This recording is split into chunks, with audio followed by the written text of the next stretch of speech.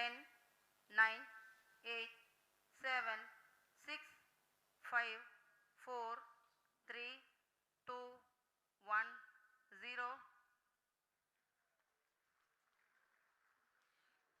Plus 5 seconds.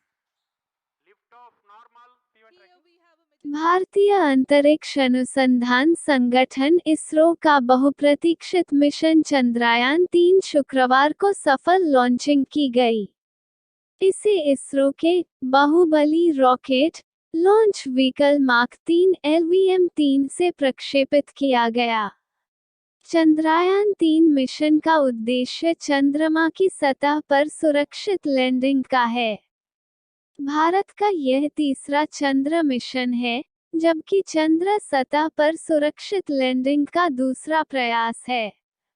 इससे पहले केवल 3 ही देश अमेरिका, रूस और चीन चंद्रमा पर सॉफ्ट लैंडिंग करा सके हैं। भारत का यह मिशन चंद्रयान-2 की क्रैश लैंडिंग के 4 साल बाद भेजा जा रहा है।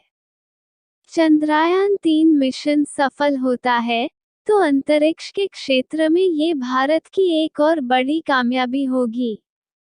चंद्रयान-3 मिशन चंद्रयान-2 का ही अगला चरण है, जो चंद्रमा की सतह पर उतरेगा और परीक्षण करेगा। इसमें एक प्रणोदन मॉड्यूल, एक लैंडर और एक रोवर होगा। चंद्रयान-3 का फोकस चंद्रमा की सतह पर सुरक्षित लैंड करने पर है। मिशन की सफलता के लिए नए उपकरण बनाए गए हैं। एल्गोरिदम को बेहतर किया गया है। जिन वजहों से चंद्रयान-2 मिशन चंद्रमा की सतह नहीं उतर पाया था, उन पर फोकस किया गया है। किस दिन कर सकता है लैंडिंग? चंद्रयान ने 14 जुलाई को दोपहर 2:35 बजे श्रीहरिकोटा केंद्र से उड़ान भरी। अगर सब कुछ योजना के अनुसार हुआ तो 23 या 24 अगस्त को चंद्रमा पर उतरेगा। मिशन चंद्रमा के उस हिस्से तक लॉन्च होगा, जिसे डार्क साइड ऑफ मून कहते हैं। ऐसा इसलिए क्योंकि यह हिस्सा पृथ्वी के सामने नहीं आता। इसको चांद तक पहुंचाने वाला रॉकेट LVM क्या है? भारत के उन्नत बाहुबली रॉकेट LVM-3 से चंद्रयान-3 मिशन को लॉन्च किया गया। बीते बुधवार को श्रीहरिकोटा के सतीश धवन अंतरिक्ष केंद्र में चंद्रयान-3 युक्त एनकैप्सुलेटेड असेंबली को LVM-3 के साथ जोड़ा गया था। चंद्रयान-3 मिशन में 3,921 किलोग्राम वजनी उपग्रह लगभग 4 लाख किलोमीटर का सफर तय करेगा।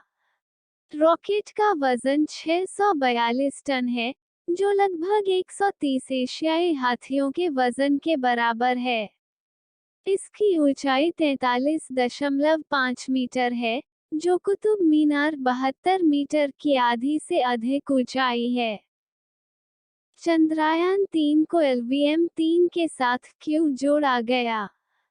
रॉकेटों में शक्तिशाली प्रणोदन प्रणालियां होती हैं जो पृथ्वी के गुरुत्वाकर्षण खिंचाव पर काबू पाकर उपग्रहों जैसी भारी वस्तुओं को अंतरिक्ष में ले जाने के लिए जरूरी भारी मात्रा में ऊर्जा उत्पन्न करती हैं।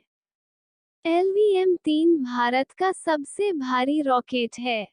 प्रक्षेपण यान 8 टन तक पेलोड को पृथ्वी की निचली कक्षाओं लियो तक ले जा सकता है, जो पृथ्वी की सतह से लगभग 200 किलोमीटर दूर है।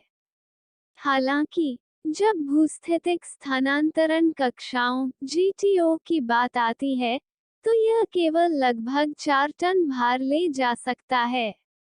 भूस्थितिक स्थानांतरण कक्षा पृथ्वी से काफी आगे लगभग 35,000 किलोमीटर तक स्थित है। अब तक कितनी तरह से चंद्र मिशन भेजे जा चुके हैं? फ्लाईबायस ये वे मिशन हैं जिनमें अंतरिक्ष यान चंद्रमा के पास से गुजरा, लेकिन उसके चारों ओर की कक्षा में नहीं पहुंच पाया। इन्हें या तो दूर से चंद्रमा का अध्ययन करने के लिए बनाया गया था या वे किसी अन्य ग्रह पिंड या अंतरिक्ष अन्वेषण के लिए थे और आकाशीय पिंड के पास से गुजरे थे। फ्लाईबाय मिशन के उदाहरण अमेरिका के पायनियर 3 और 4 और तत्कालीन रूस के लूना 3 हैं।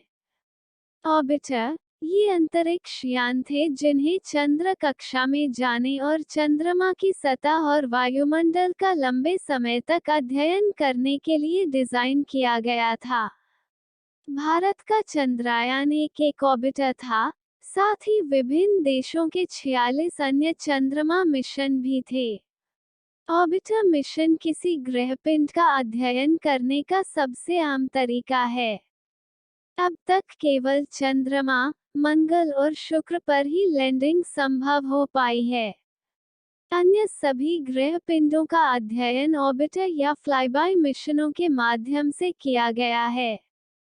चंद्रयान 2 मिशन में एक ऑर्बिटर भी शामिल था, जो अभी भी चल रहा है और लगभग 100 किलोमीटर की ऊंचाई पर चंद्रमा की परिक्रमा कर रहा है। इम्पैक्ट मिशन, ये ऑर्बिटर मिशन का विस्तार है।